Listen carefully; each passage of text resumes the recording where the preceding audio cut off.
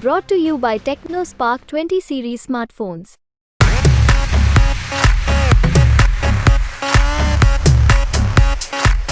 બનાસકાંઠા લોકસભા બેઠકનું ચૂંટણી કવરેજ ગુજરાત તક કરી રહ્યું છે ને અત્યારે અમે અહીંની રાજનીતિ સમજવા માટે પહોંચી ગયા છીએ વરિષ્ઠ પત્રકાર પાસે.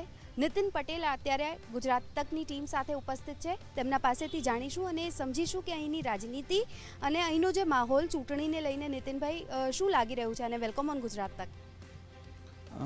અત્યારે જે પ્રથમ વખત 1962ની અંદર બનાસકાંઠા જિલ્લામાં જોહરાબેન ચાવડા સાંસદ તરીકે એક ચૂંટાયા હતા.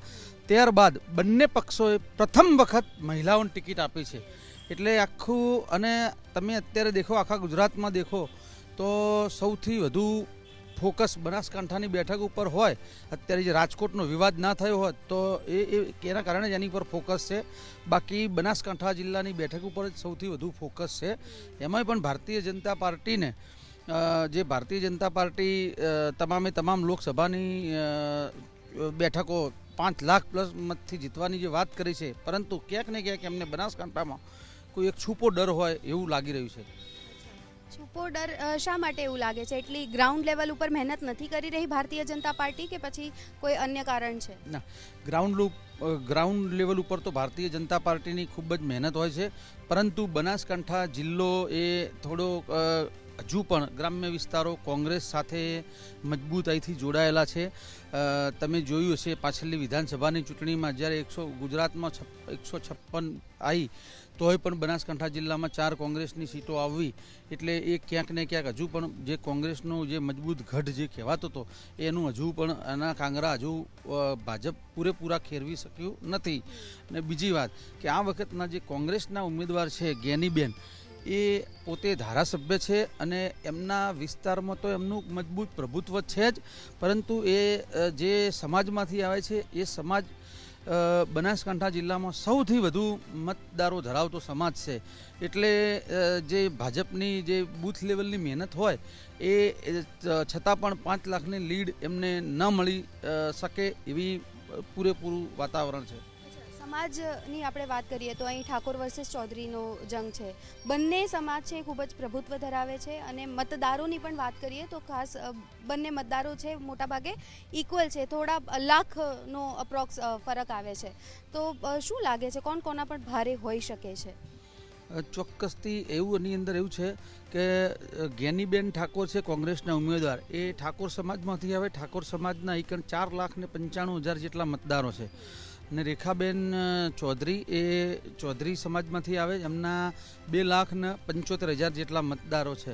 એટલે લગભગ 2 લાખનો ડિફરન્સ છે. પરંતુ એમ જોવા જાય તો જે ભારતીય જનતા પાર્ટીનું જે સંગઠન કહેવાય, જે સંગઠન લેવલે ભારતીય જનતા પાર્ટી ખૂબ જ મજબૂત છે. અત્યારે જ્ઞાનીબેનની બધી જગ્યાઓ સભાઓ ભાજપ કરતાં પણ કોંગ્રેસ સભાઓમાં વસ્તી વધુ દેખાય તમને, પરંતુ એ વસ્તીને આપણે જે બૂથમાં જે મતદાન કરાવવા લઈ શકવા જઈ જુઓ ને એવા કોંગ્રેસ પાસે એટલા સક્ષમ એટલું મજબૂત સંગઠન નથી. દરેક જગ્યાએ જો તો થોડા ઘણા કાર્યકરો હવે બચ્યા છે. બીજું કે જે કોંગ્રેસના જે મોટા સારા નેતાઓ હતા, જે જ્ઞાનીબેનને મજબૂત પાસું ગણી શકાતા હતા, એમાં એક પાલનપુરના પૂર્વ ધારાસભ્ય હતા મહેશભાઈ, પછી ડામરાજી રાજપૂત થરાદથી જે કોંગ્રેસના હતા નેતા, એ તમામ લોકો, પછી અહીં ડીસાથી પણ 2 જે આગેવાનો હતા જે ગઈ તે ઠાકોર સમાજને એક કરવામાં કરી હતી, લેબજી ઠાકોરને, એ લોકો એ બધા ભાજપમાં જોડાઈ ગયા.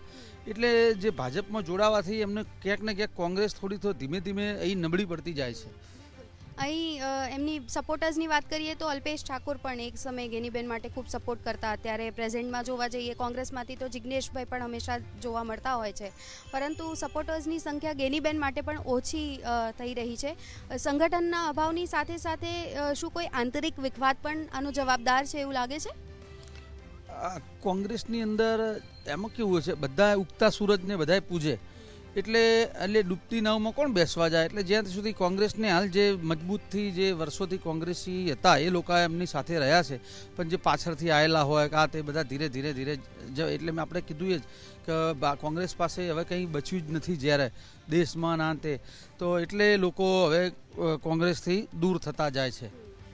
છેલ્લો સવાલ, કયા કયા કાર્યો અત્યાર સુધી વિકાસના થયેલા છે, સારું વસ્તુ બેનિફિટ જે છે એ પબ્લિક માટે થઈ છે, અને કયા કાર્યો નથી થયા જે થવા ખૂબ જ આવનારા 5 વર્ષમાં ખૂબ જ જરૂરી છે? એમ તો બનાસકાંઠા જિલ્લામાં જઈએ તો બનાસકાંઠા જિલ્લો એ શું પશુપાલન સાથે જોડાયેલો છે જિલ્લો. અત્યારે એશિયાની સૌથી મોટી કહેણી શકાય એવી બનાસ ડેરી છે, અને બીજો પ્લાન્ટ પણ ચાલુ કર્યો છે, અને ભારતની અંદર પણ બીજી જગ્યાએ પ્લાન્ટો ચાલુ કરી. એટલે બનાસ ડેરીનું એક મજબૂત એકણ જે આર્થિક ઉપાર્જન માટે જિલ્લા માટે સારું છે. એ સિવાય વિકાસના જે કામો કહેવાય, રોડ રસ્તાના કામો તો આ સરકારમાં થઈ રહ્યા છે, એમાં કંઈ પેલું કહી ના શકાય, પરંતુ ક્યાંક ને ક્યાંક હજુ બનાસકાંઠા જિલ્લો ઔદ્યોગિક ક્ષેત્ર થોડો પાછળ રહી જાય છે. એ સિવાય ગ્રામ્ય લેવલે થોડી ઘણી હજુ પણ પાયાની સુવિધાઓ ગ્રામ્ય લેવલે ન હોવાના કારણે બનાસકાંઠા જિલ્લામાં હજુ પણ કોંગ્રેસ ક્યાંક એ ગ્રામ્ય લેવલમાં પૂરતી સુવિધાઓ ન પહોંચી હોય એવું લાગી શકે છે. એના કારણે કોંગ્રેસ બનાસકાંઠામાં મજબૂત હોઈ શકે. આશા રાખીએ કે આવનારા દિવસોમાં જે પણ પૂરતી સમસ્યા છે, પૂરતી સુવિધા છે, સમસ્યાને જનતાને વાચા આપે નેતાઓ, અને પૂરતી જે પણ સુવિધા છે એ જનતા સુધી પહોંચાડે. પરેશ પઢિયાર સાથે સૌમ્યા સિંહ, બનાસકાંઠા, ગુજરાત તક.